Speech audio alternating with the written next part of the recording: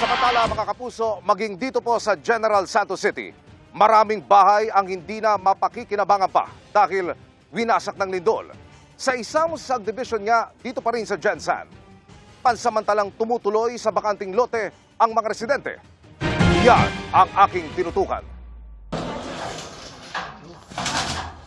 Super kasakit. Para din ako nasunugan. Wala na, sila na. Ano kaya maitulong na ng Pangulo natin dito sa Pilipinas, nangyari dito sa amin. Walang kaalam-alam ang dating OFW na si Alice habang nagkakape kahapon ng umaga na sa isang iglap. Mauuwi sa wala ang ilang taon niyang ipinundar. Dito sir, basag. Basag. Tapos dito.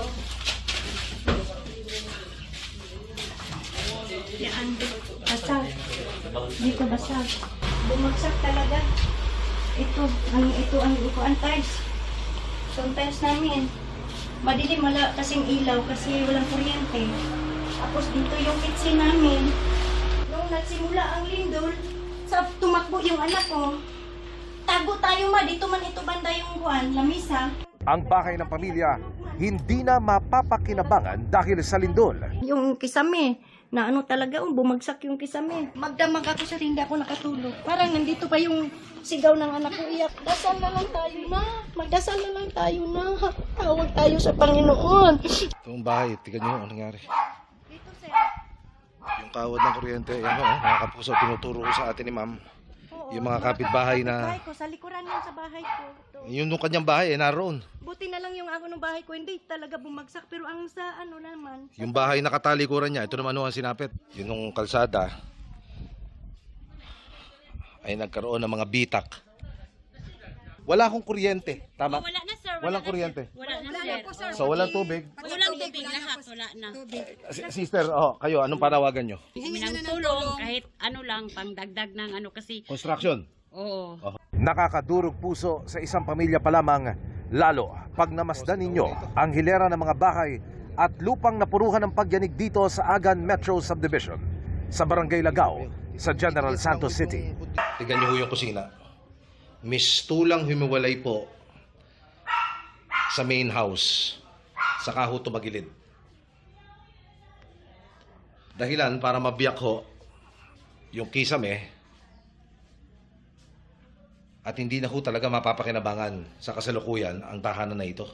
Kaya ang mga apektadong residente sa bakanting loting ito na sa loob ng subdivision muna nananatili. Bukod doon sa mga commercial establishment sa labasan, maging yung mga residential area, dito pa rin ho sa area ng Lagao, ay hindi nakaligtas sa napakalakas na pagyanig na naganap kahapon ng umaga. Tignan nyo ho, itong puno na ito, kung paano nabunot at ibinuwal ng pagyanig. Tumumba ho yung mismong puno at winasak ang pader. Ang kanyang kapitbahay mga kapuso, tingnan nyo naman ang nangyari. Bumigay at humina ho ang poste ng bahay, dahilan para ito'y tumagilid. At sa labas ng subdivision, kahit saan lumingon sa buong Luzon, mababakas ang pinsala ng lindol. Ang mall na ito sa San Miguel Street, literal na nabalatan ng pader at nagkabutas-butas. Maging ang 5 palapag na parking building nito, natapesan ng dingding.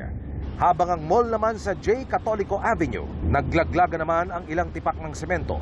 Ang fast food chain sa Tiongson Street, halos mapulbos ang pundasyon dahil sa lindol. Lumambitin po yung mga metal paring. Makaraan lumundo at bumigay yung kisame. May napahiga pang 3 motorsiklong nakaparada lang sa lugar. Pawang nadaganan ng gumuhong pader. Yung iniwang bakas ng lindol, makikita nyo po kung gaano kalakas. Ito yung drive-thru niya. Ang fast food chain sa Philmart branch hindi lang napaluhod kundi napakalik pa sa lupa. Inabutan namin ang ilang kinatawan ng Bureau of Fire Protection na nag-iikot sa mga napinsalang gusali sa lungsod. So narito po ang tropa ngayon ng Bureau of Fire Protection para magsagawa ng tinatawag na mapping up operation. Kanina pa ho sila nag-iikot dun ho sa mga structure na talagang severely damaged ng napakalakas na lindol. Ininspeksyon ng napadapang gusali ng Notre Dame of Dadiangas University Integrated Basic Education Department. Natroma ang 48 anyos na gwardyang naka-duty sa eskwelahan kahapon. Yan kasi ako naman sa table. Opo, ma'am. Yung paglakas niya, so tumakbo ako doon, pag-gate na green. So, di man makaya na doon ang talaga mag-stay. So, doon akong lumabas yan sa gate. Itong gate na ito? Yes. Dapat ko ako pupunta dito. Mga teacher ko nakalabas na doon. Ano hong naramdaman ninyo na kayo'y makaligtas mula sa tiyak na kapamakan? Ito po yung nararamdaman ko po. Nervous ko naman po ako sa